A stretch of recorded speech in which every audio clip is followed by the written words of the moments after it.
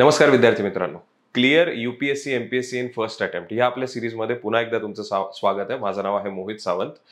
तिसरा व्हिडिओ आहे आजचा आपला. याचा विषय आहे चूज युअर ऑप्शनल. तो प्रिपरेशन सुरुवात करण्याच्या अगोदर जी सगळ्यात मोठी गोष्ट तुम्हाला करावी लागत असेल ती म्हणजे तुमचा ऑप्शनल निवडावा लागतो, वैकल्पिक विषय. मग ऑप्शनल निवडायचे काही क्रायटेरियाज असतात. कोणते क्रायटेरियाज तुम्ही फॉलो करणार? तर 4 ते 5 क्रायटेरियाज असतात.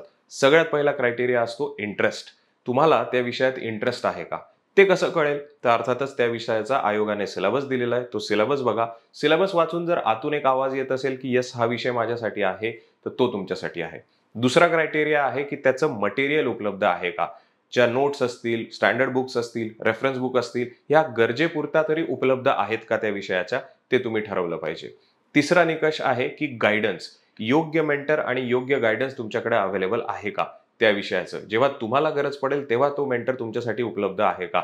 हा तिसरा निकष आहे. आणि चौथा निकष जो आजच्या काळात पॉप्युलर झालाय तो म्हणजे त्या ऑप्शनलमध्ये मार्क्स येत आहेत का? सो त्याच्यामुळे 4 ते 5 ऑप्शनलची लिस्ट आहे. त्याच्यातूनच युजली आपण ऑप्शनल निवडत असतो. म्हणजे PSIR झाला, सोशिओलॉजी झाला, जिओग्राफी झाला, पब्लिक ऍडमिनिस्ट्रेशन झाला, हिस्ट्री झाला.